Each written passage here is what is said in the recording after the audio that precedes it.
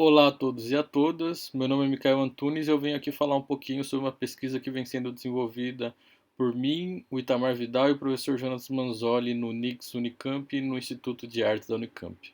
O objetivo dessa apresentação é mostrar um pouco o processo criativo da peça Flutuações, que foi feita em 2018, durante o curso de composição e performance da música mista na Unicamp, que teve presença de diversos professores, incluindo o professor Mihail Malt, o professor Jonas Manzoli, Danilo Rossetti, Stefan Schaub, José Augusto Manes.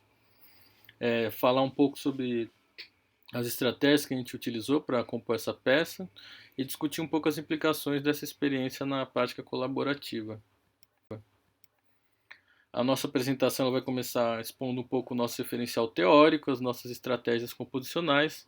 Nós vamos falar um pouco sobre a peça, mostrando a questão do setup, do resultado sonoro da peça, também como nós trabalhamos a notação, e por fim faremos uma breve discussão sobre esse trabalho.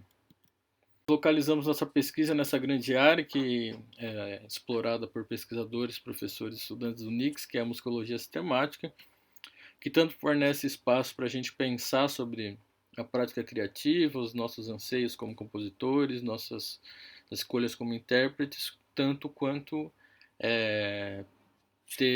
linkar essas coisas com ferramentas tecnológicas que tanto vão ser necessárias para o processo criativo, como no caso dessa peça que é uma peça de música mista, quanto para fazer a mediação da análise e pensar nas sonoridades da peça, nesse caso utilizando descritores de áudio.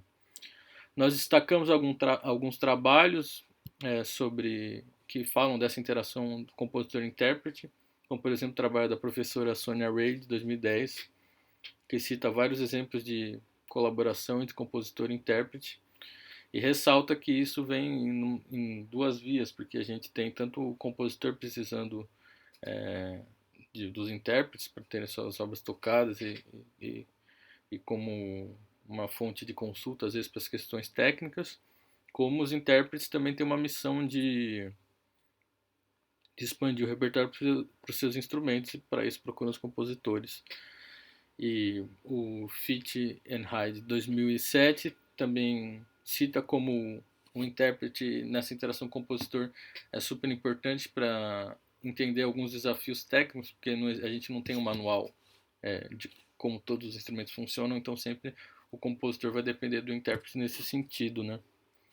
E também o trabalho do Presgrave, ele traz uma coisa bastante interessante, que ele fala que quando ele está na relação trabalhando com compositores, pensando peças, etc., não são só as coisas técnicas que importam nessa interação, mas também, obviamente, os sonhos do compositor, as ideias, as inspirações, tudo isso entra nesse jogo entre o compositor e o intérprete. Boa tarde, meu nome é Itamar Vidal, sou doutorando no Departamento de Música da Unicamp.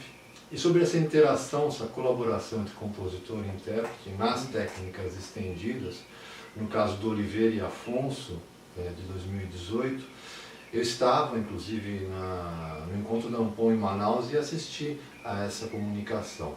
E o que eles falaram é uma coisa muito simples, mas muito representativa do período da época que nós estamos vivendo.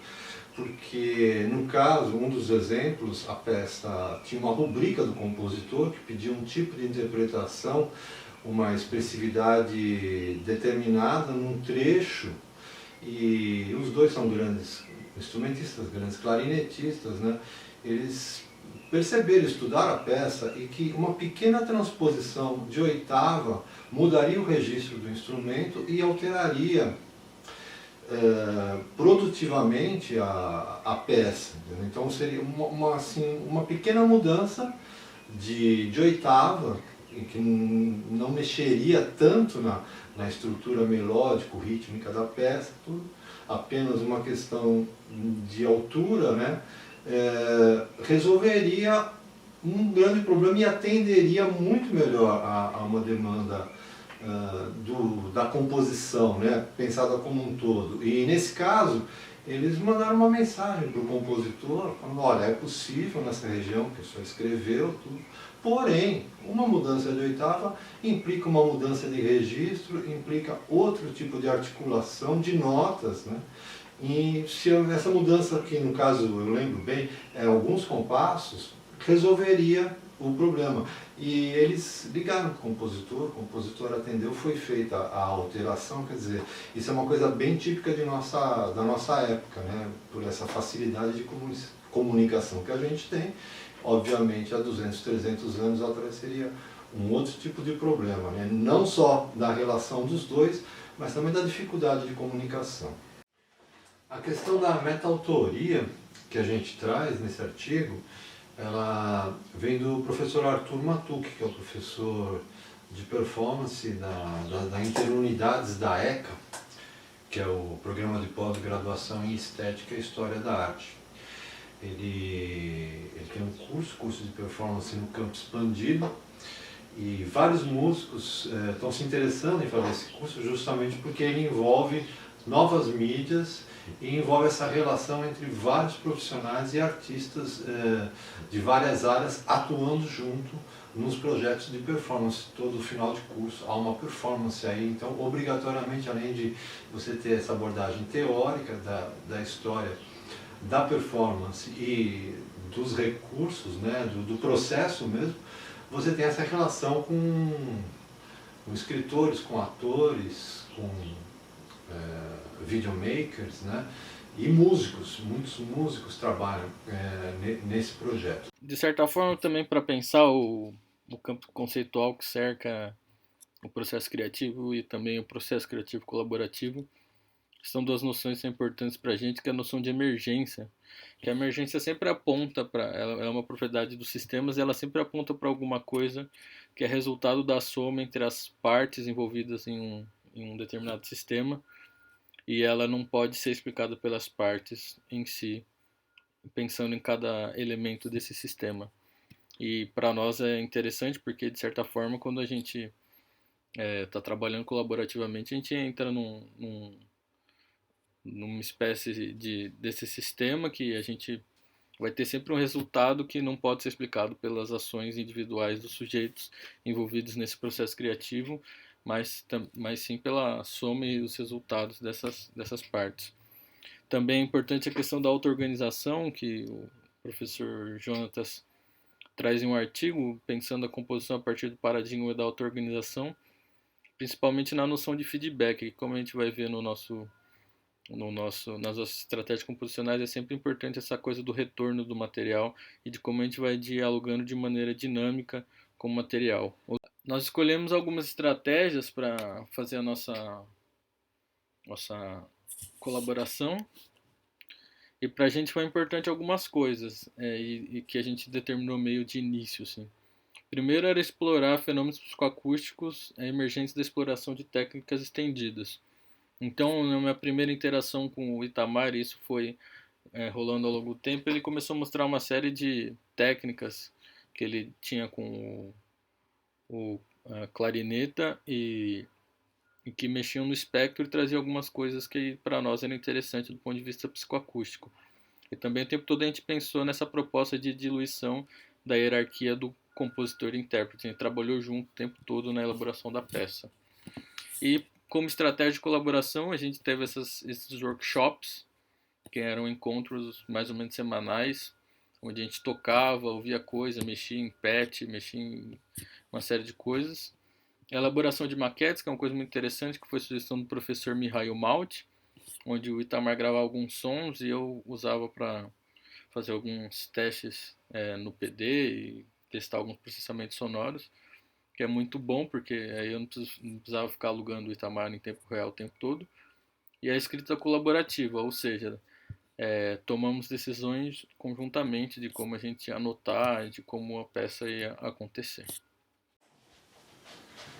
Na grafia das técnicas estendidas, que isso também é uma questão bem nova, né, por ocorrência desse uso e pela alteração que a gente teve da década de 60 para cá, nos projetos escriturais de grafia das músicas, é sempre um problema. No caso, a gente optou por usar um manual, um livro do Henry Bock, que é um clarinetista holandês, que tem grande influência aqui nos clarinetistas brasileiros, porque ele esteve aqui várias vezes, organizou vários workshops, e ele se preocupou, ele tem uma literatura específica de como você grafar alguns efeitos. No caso, que foi o efeito de relaxamento muscular, que a gente faz ao mesmo tempo que muda a velocidade do fluxo de ar no instrumento, que propicia o aparecimento de outros harmônicos, ou seja, sai um pouco daquela tradição de você ter o som centrado da música mais tradicional, ocidental, europeia, e você começa a, mexendo a boca e mexendo na velocidade do ar, você procurar os harmônicos que estão embutidos, né? No nosso caso, a gente escolheu esse instrumento e também manteve, e isso eu acho que foi bastante relevante, o tipo de set que a gente fez. Ou seja, eu toquei com fone de ouvido, eu fui instrumentista, né? Toquei com fone de ouvido, com um determinado microfone, e eu levei isso para as apresentações e para os encontros com ele, porque se você pega outro microfone, você vai ter que se adaptar a esse outro microfone e pode ser não tão fácil essa adaptação. O microfone pode ser propício ou não ao efeito que você quer. Então a gente manteve o set, que é uma coisa também relativamente nova, você poder levar o seu microfone, sua placa de som e seu equipamento para uma sala de concerto.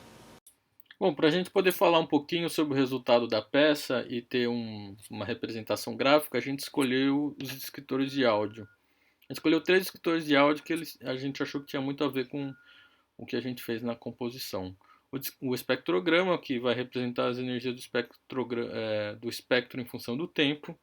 Aí a gente vê as características mais gerais do resultado da peça. A regularidade espectral, que foi uma coisa que a gente explorou o tempo inteiro na peça, com batimentos, rugosidades. Então a gente resolveu usar esse descritor. E o de loudness, que ele vai trazer uma noção mais da dinâmica da peça. Nesse slide a gente tem a peça dividida em 2 partes. Hoje eu vou explicar o porquê. O espectrograma está na parte de cima e abaixo a gente tem a irregularidade espectral em cinza e o loudness abaixo em preto. Eu vou tocar um pouquinho da peça para a gente ouvir e depois eu faço alguns comentários.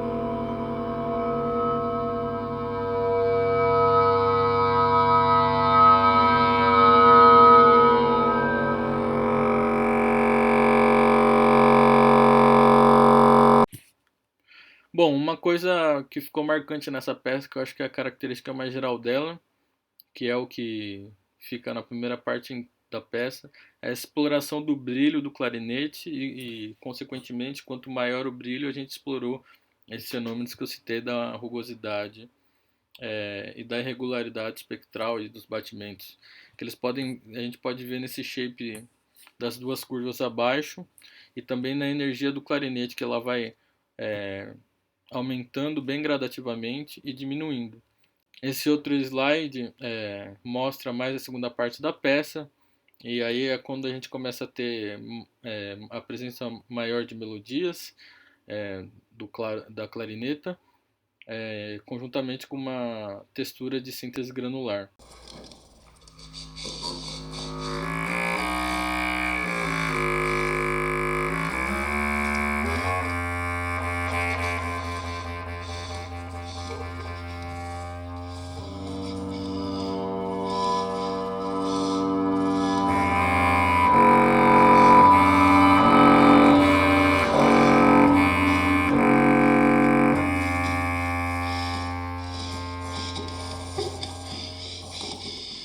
Bom, a ideia de falar um pouco do nosso processo criativo não aponta de maneira nenhuma para a ideia de criar um modelo sobre criação ou criar um modelo de como interagir, mas é porque a gente acredita que a partir de relatos sobre o processo composicional, que acho que a gente pode ter de várias maneiras, de vários jeitos, não só em artigos, a gente aprende mais e pensa mais sobre o nosso próprio fazer composicional, né?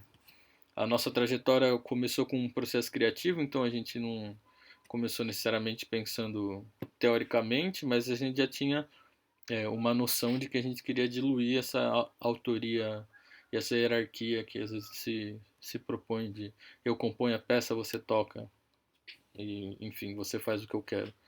A gente queria já criar uma dinâmica. E a partir desse resultado, dessa peça que a gente teve, a gente começou a refletir, junto com o professor Jonas Manzoli, como alguns conceitos poderiam dialogar com essa noção de colaboração, como a noção de meta-autoria, que o Itamar já vem trabalhando há um tempo, e essas noções ligadas aos sistemas de auto-organização e de emergência. Bom, muito obrigado a todos e a todas por nos ouvirem. Aqui estão nossos contatos. Se vocês quiserem conversar mais sobre esse trabalho, será um prazer para nós.